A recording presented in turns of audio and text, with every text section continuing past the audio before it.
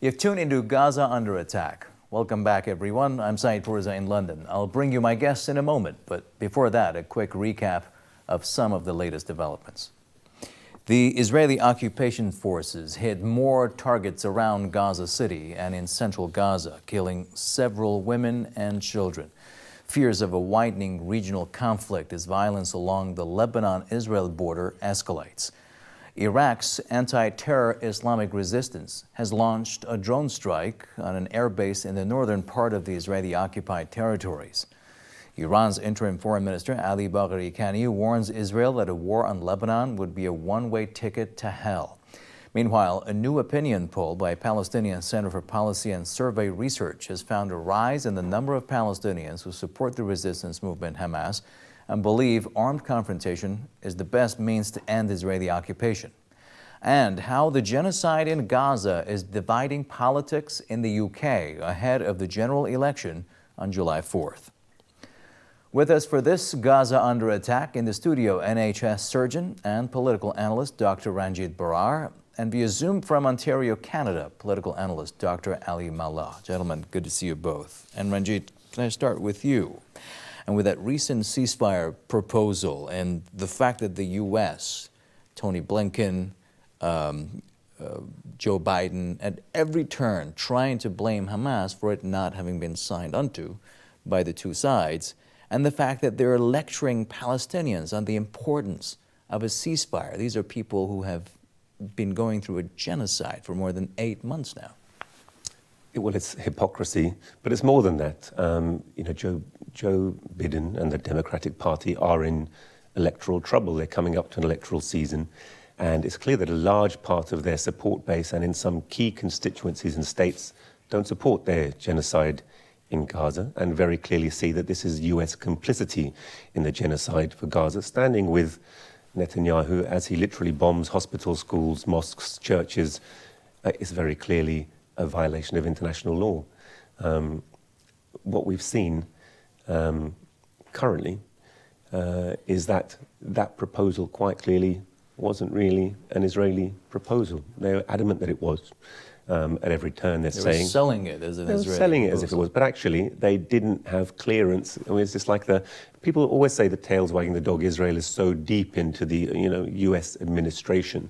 The trouble is, it is a subordinate colony of the United States, but it's so integral to their political system.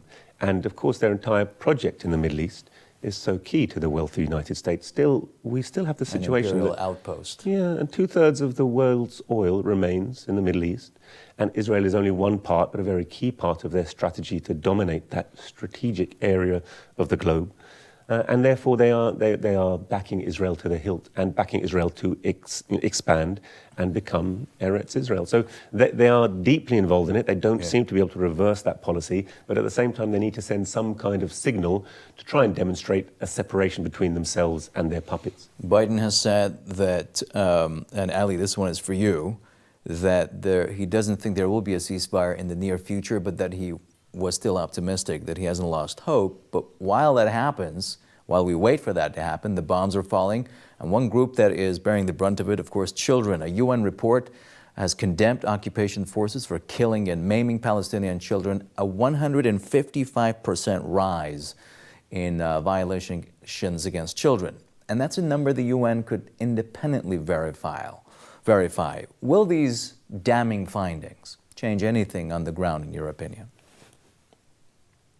Well, I think, first, salam to you and your guest. We're not sure what Joe Biden is sure about, because, one time he talks about red line, and in another time his troops actually participate directly in a massacre in Nusayrat camp. So do we trust Joe Biden? Definitely not. And what is happening is, after 8 months plus, the United Nations Human Rights Council finally woke up and maybe have some strong coffee and found that there is, gross human rights violation and targeting children in Gaza, which we have been saying, since the first week of the attack on Gaza. The problem with the American administration is they are, fully behind what is happening in Gaza while shifting blame on Hamas. Like Biden was quoted yesterday, I believe, saying Hamas has to move. I'm not sure what he meant, but maybe the question to move where. And Blinken, in his latest visit in the region, says, and I quote, Hamas should not and will not have a role in determining the future in Gaza and the region. So here you have, a white man telling the people of the land who are, Hamas and the Palestinian in Gaza, Exactly. what should and should not do. Yeah.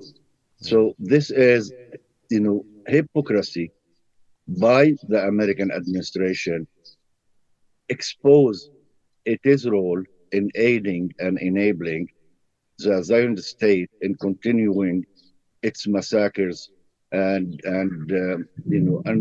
unbearable attacks on Gaza and its civilian. Not only they are targeting militants, you know, there is many reports dispute that. So Exactly. what would happen? I'm not sure. But if we talk about international community here, that's fine. After 8 months plus, they said, well, those crimes are taking place. But the question is, what are you doing about it? And what kind of That, measures you are willing to make, or at least suggest, to bring ceasefire to Gaza? I'm not sure about that. and you're not alone in that sentiment, feeling that way.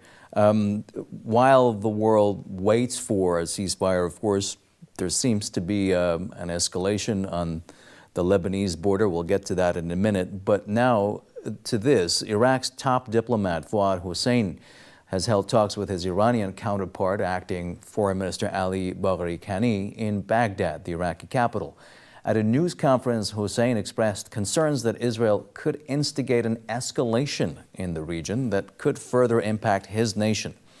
Bagheri Kani reiterated Tehran's condemnation of Israel's actions in the Gaza Strip, accusing the regime of carrying out an obvious genocide.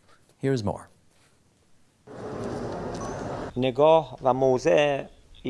Iran and Iraq share the same view and stance.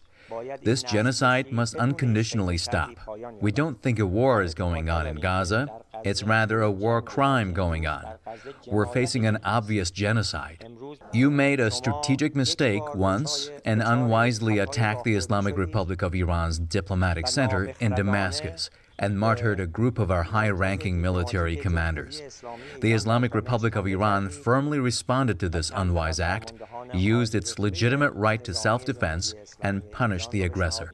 If the Americans are serious in political initiatives to end the war and bloodshed by the Zionists, they shouldn't trouble themselves much. They just need to stop one thing: stop sending aid, especially weapons and military aid, to the Zionist occupiers and aggressors. Well, Iran's acting foreign minister is speaking there.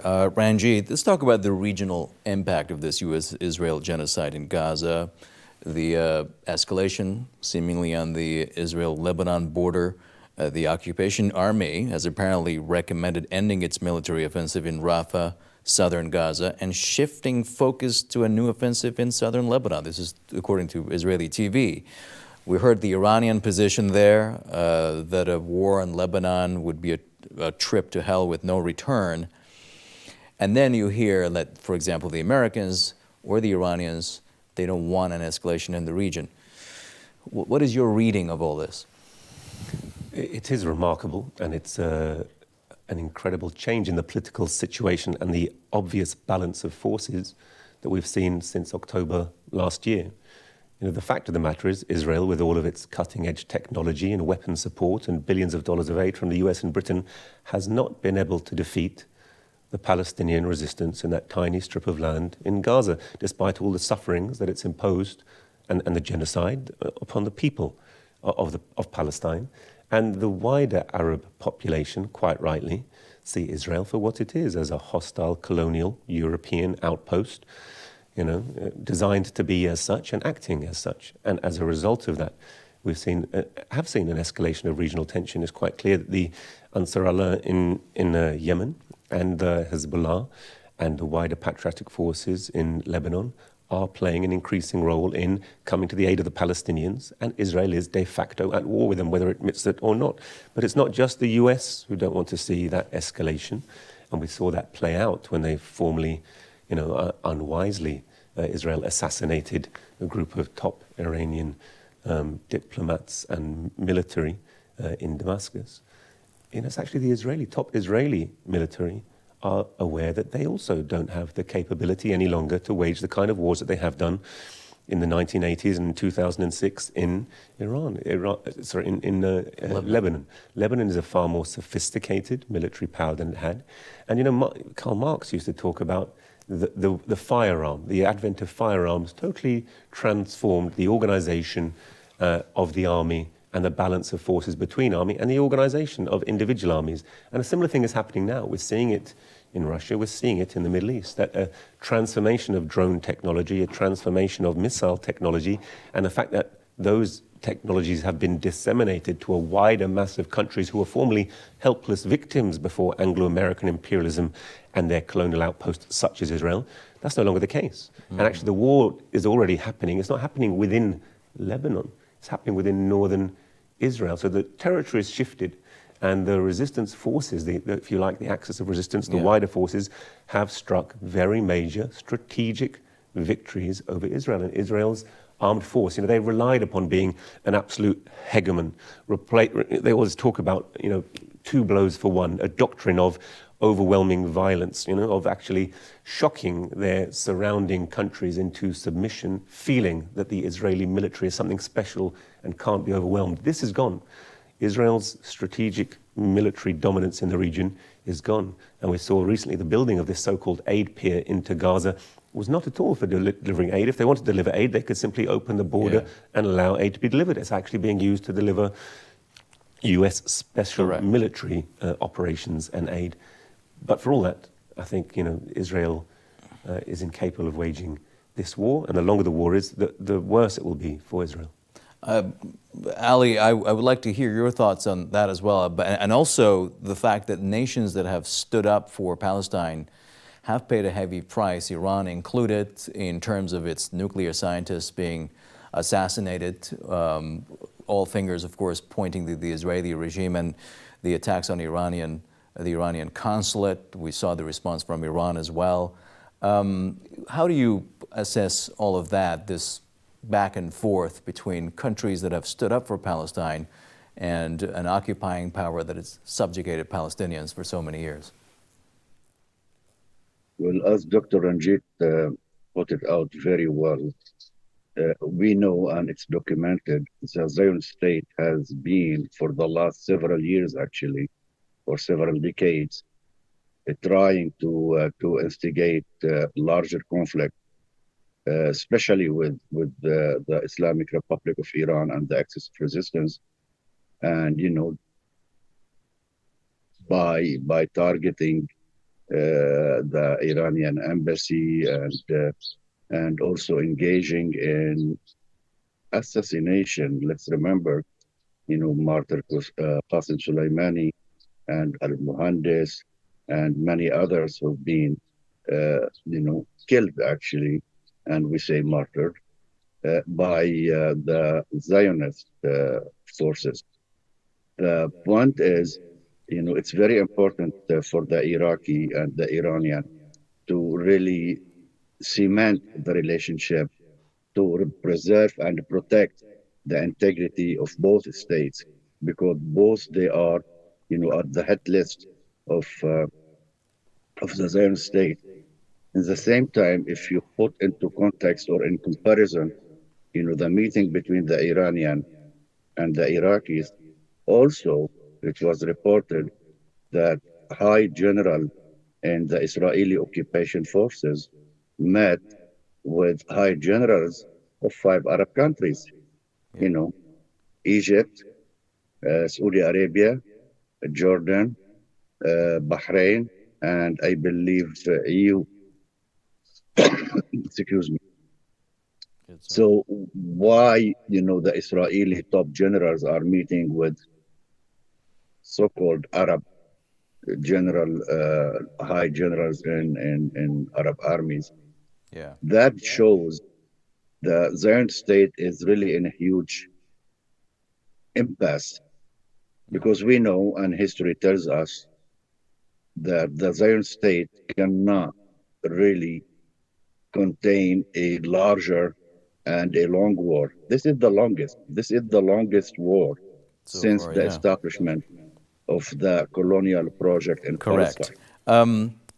While the genocide in Gaza continues and shows no signs of abating, despite the U.S.-backed UN Security Council ceasefire resolution, people have been speaking about it, their opinions on it. We spoke to Palestinian British journalist and filmmaker Fatima Hello and asked her why Western countries continue to arm Israel and fuel the killing of innocent women and children.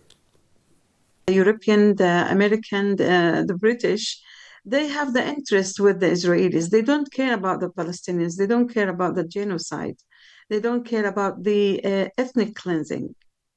And that was the big, to be honest, that was the big debate between us as activists in the UK, and the other side from, supporter to Israel, saying it's not a genocide, but it is an ethnic cleansing, until the ICJ approved that it is a genocide. Walking in the street and demonstrating, boycotting the Israeli product, having our voice actually being heard, and also standing up in the election. This is going to be also another good forward step, to be honest, for the Palestinians, because when the MP, an independent MP, or any party is standing for justice and to stop the ceasefire, this is a step forward for the Palestinians, and that's what we want now to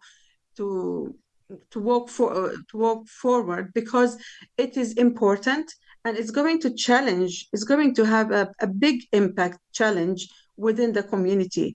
If the issue of Palestine does not hit the street of the Western Street, and the UK street, we are not going to succeed.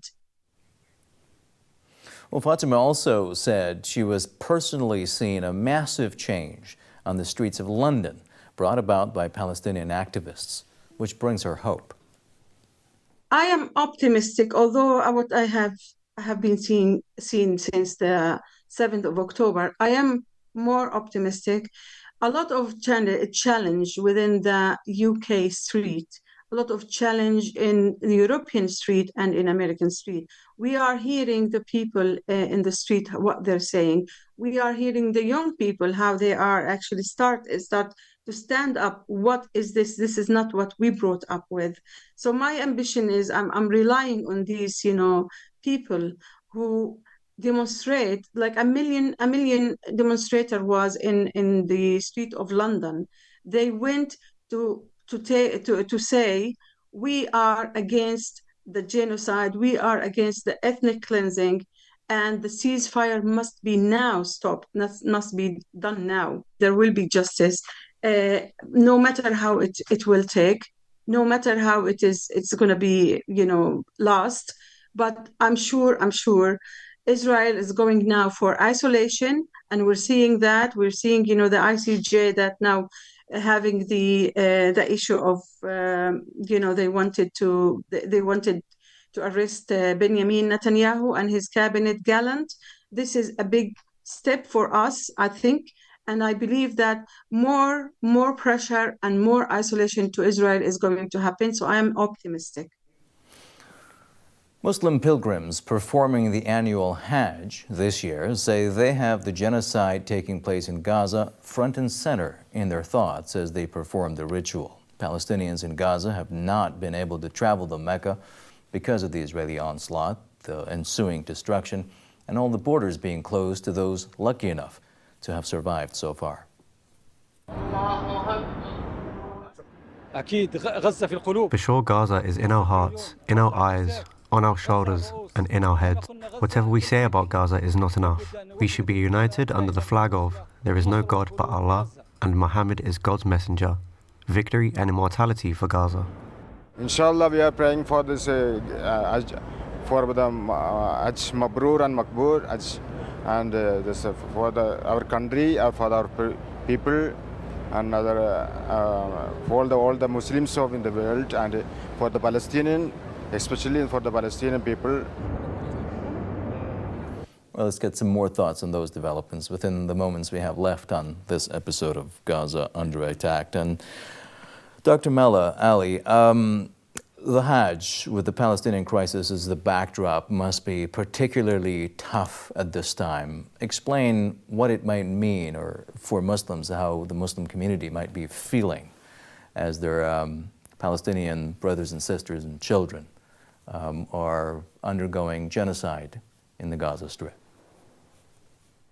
Well, first, let me clarify that, I'm not a scholar in religious field or studies, but their question is, you have 2 million people circling around Kaaba and, sincerely saying loudly, Labbaik Allahumma Labbaik, yes, God, we heed your orders, and Allahumma ansur Muslimin, oh God, provide Muslimin with victory.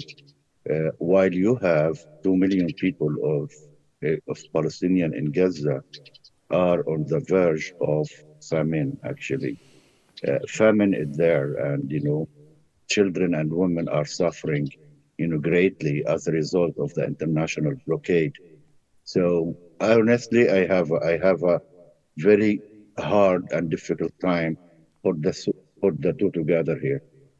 Keep in mind that Israel, or the Zion state, is really not isolated, despite what Sister Fatima said, because she still enjoyed the largest support of the West and the United States, and sadly and unfortunately, some puppet Arab regimes in the region. So to go back to Hajj, it would be great if this sense of solidarity translated into kind of action of meaningful and real support, for the Palestinians in Gaza. And I don't say that from religious perspective, because they are. That is yet to happen. I'm sorry to cut you off, Ali. Final minute and a half to Ranjit. And the elections here, we're only 3 weeks away from it. 330,000 people registered to vote over the past 24 hours or so, which is a very high number, a lot of them young people. How do you see the issue of Gaza impacting the campaigning and the voting in this general election? I hope it will have a high impact. We are witnessing, as Dr. Ali said, a period of genocide in which hunger is being used as a weapon of war, famine as a weapon of war. Is having a tremendous impact on young people across the Western world who are seeing it on their social media in a way they haven't done previously. This election has been pretty much sewn up in Britain. It's been decided that Labour Party will have the backing of the establishment, and they're being promoted to be the next government, and it seems very likely they will be the next government, despite interventions of Farage, despite interventions of a party which I hope will garner a lot of support, the Workers' Party, and lots of independents who will stand. I think George Galloway, Chris Williamson, and other candidates are excellent representatives of a great mass and groundswell of people, and many independents who want to make this a referendum on that Gaza genocide. We're witnessing a second Nakba, very much akin and in some ways more terrible than the original Nakba 76 years ago now, 1948. And I think it's touched a lot of people. The anti-war movement is very strong, and I hope it will have a large impact on the way people vote. But, Britain is a strong imperialist country which does support Israel to the hilt. And what we really need to do is connect that to the broader mass of the working people. And that will mean undermining Labour which is a party, impeccable party of imperialism. That project will take longer, but I hope we'll take a good first step in weakening the support of Labour and promoting independent candidates, including the Workers' Party, who will make a strong stand on their anti-NATO and anti-genocide footing. Okay, gentlemen, we're going to have to leave it there. And that does it for this Gaza Under Attack. Dr. Ranjit Brar and Dr. Ali Mallah were our very special guests. Our thanks to them and to you for being with us. Catch our earlier episodes by visiting presstv.co.uk. And until next time, continue to keep Palestine in your hearts.